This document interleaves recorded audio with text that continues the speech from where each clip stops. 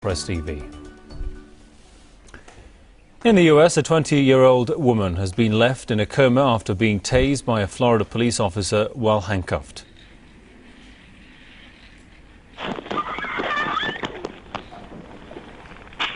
Taser. Hesitation, just try to run out the door. Danielle. Come on. Doctors say the woman was left brain dead during the incident and will likely never wake up. Footage from a police cruiser dashboard camera shows the officer firing the taser's electric probes into her back. She then spins, falls backwards and hits her head on the ground. The Florida Highway Police say the officer was trying to prevent the woman from fleeing and has cleared the officer of any wrongdoing. Experts have, however, slammed the policeman's use of the taser, saying he would have easily been able to apprehend her. Amnesty International says hundreds of Americans have been killed in taser attacks by police.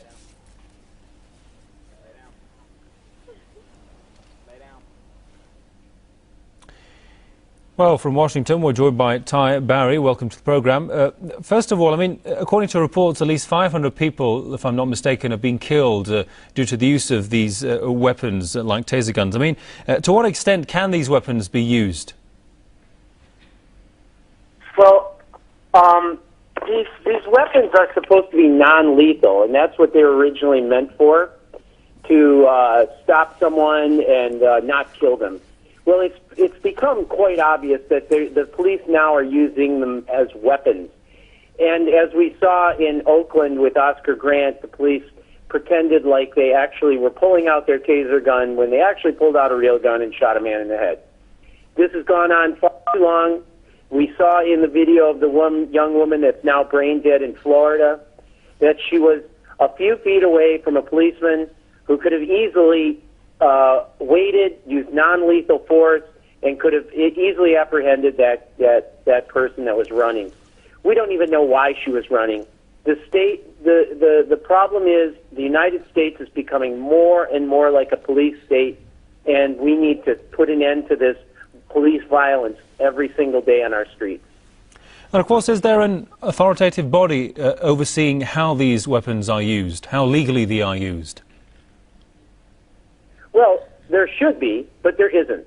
And the mere fact of the matter is that there is also, the police are so protected under the present system that we have, that a policeman could literally, like in Oakland, shoot a man in the head, right point-blank range, and never serve a day in prison.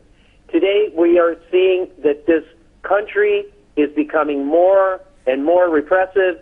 There's more people in jail, more people in prisons in the United States than there are even in China, which we're calling a human rights violator. The problem is that we don't get the facts correct in this United States.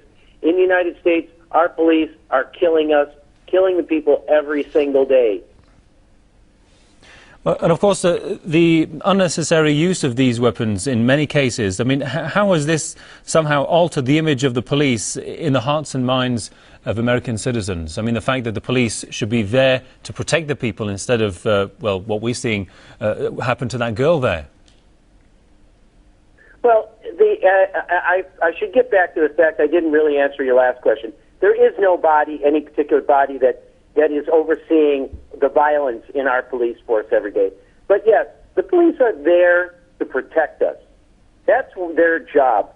But it's turned into a more of, as I am an occupier, these police seem to be the private police force of the 1%. They try and curtail the motions of people every single day in our cities of where we can and cannot go to, and it's getting more and more repressive and more violent on the police side.